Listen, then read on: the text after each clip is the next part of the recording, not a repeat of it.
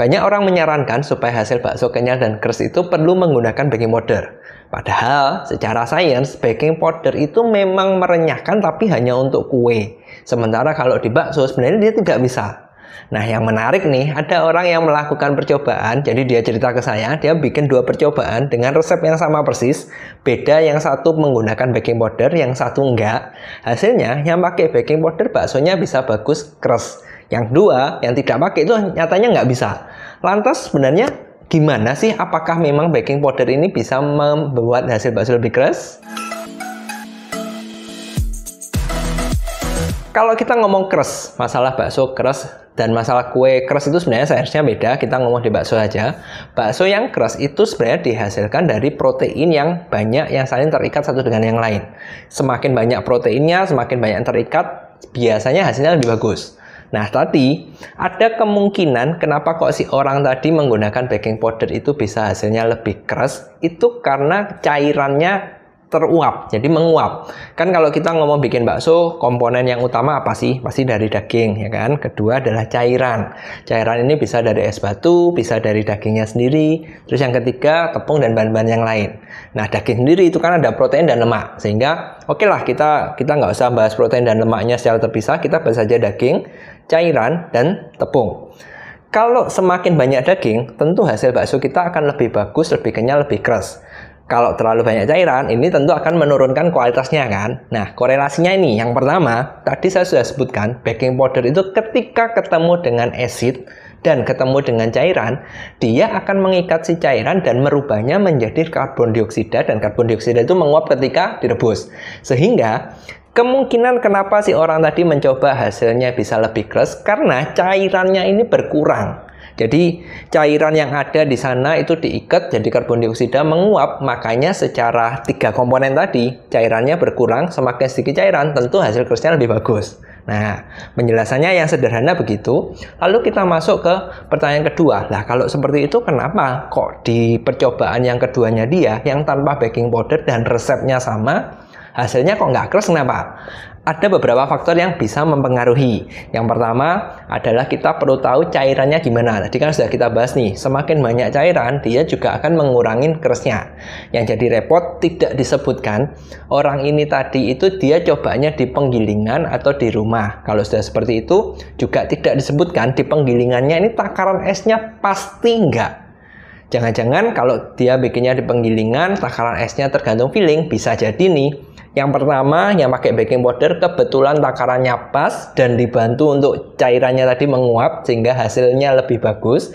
Dan yang kedua, bisa jadi dia cairannya bisa kebanyakan atau mungkin juga pas, tapi karena takarannya pas. Jadi gini deh, supaya nggak bingung ini. Bayangkan yang resep 1 yang pakai baking powder itu esnya 1 kilo. Terus diikat sama si baking powder menguap sehingga kan hasilnya di bawah 1 kilo kan. Yang kedua, anggap sama-sama 1 kilo tapi tidak ada baking powder sehingga cairannya kan tetap 1 kilo. Otomatis 1 kilo dan cairan yang kurang dari 1 kilo hasilnya akan lebih keras yang ini, yang kurang. Makanya itu ada kemungkinan pertama.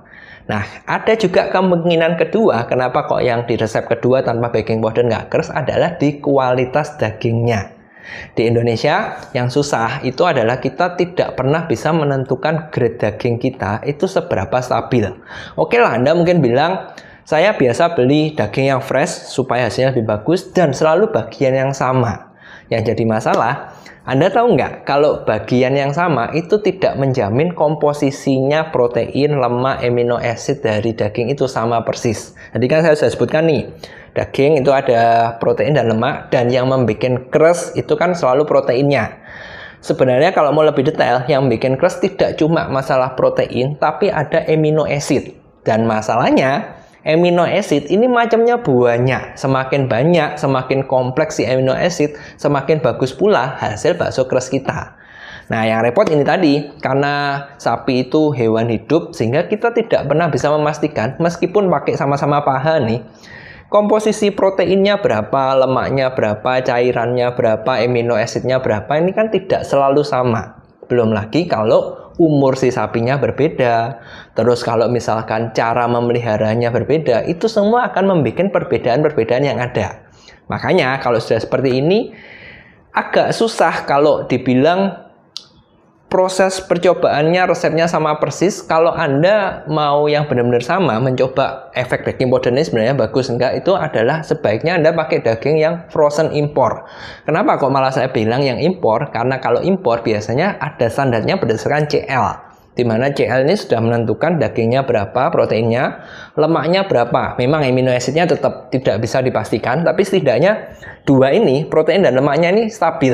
Sehingga kalau kita percobaan dua nih, yang satu baking powder, yang satu enggak, sama-sama misalkan CL85, seharusnya kualitas dagingnya sama, tinggal dipastikan bahan-bahan yang lain sama. Nah, baru kelihatan bener enggak baking powder itu bikin keras atau enggak. Terus kalau sudah seperti itu, sebaiknya gimana caranya untuk bikin bakso yang keras? Lalu apakah tetap kita perlu pakai baking powder? Yang pertama, konsepnya kan kembali kalau mau bakso keras itu adalah proteinnya semakin banyak, semakin terikat satu dengan yang lain, semakin bervariasi amino acidnya itu semakin bagus. Nah, kalau dari proteinnya, amino acidnya ini kan dari kualitas daging. Anda tinggal pilih daging yang sedikit lemaknya, semakin sedikit semakin bagus, dan untuk mengikatnya Anda tinggal pakai pernya seperti WBS 500. Oke, itu beres. Lalu yang kedua, apakah baking powder itu perlu digunakan atau enggak? Itu kembali tergantung kebutuhan Anda.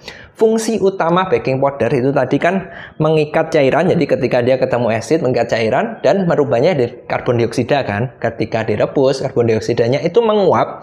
Ketika menguap, hasil tampilan baksonya ini akan membesar. Nah, baking powder bisa Anda gunakan kalau Anda ingin tampilan bakso yang kelihatannya besar. Cuma Anda juga perlu ingat, ketika tampilannya kelihatan besar waktu panas, ketika dingin dia akan mengecil kembali. Jadi ini opsional, Anda mau pakai silakan, Anda mau nggak pakai pun silakan, tergantung. Lalu kalau Anda tanya, loh di awal tadi kan dijelaskan, si baking powder bisa mengikat cairan, merubah karbon dioksida dan menguapkan, sehingga kita nggak perlu khawatir kalau esnya kebanyakan nih, misalnya kayak gitu. Jawabannya nggak bisa, karena yang dirubah dia cairannya jadi karbon dioksida itu sebenarnya sangat-sangat sedikit sekali. Nah, kalau kasus Anda bikin baksonya di penggilingan, yang esnya nggak bisa dipastikan, solusinya bukan menggunakan baking powder, tapi Anda harus ngikatnya dengan bahan yang benar-benar bisa mengikat cairan. Alternatifnya yang paling bagus adalah menggunakan keraginan KRI02, atau yang kedua, Anda bisa pakai serbuk protein M100 FT. Tinggal yang mana, tergantung kebutuhan Anda juga.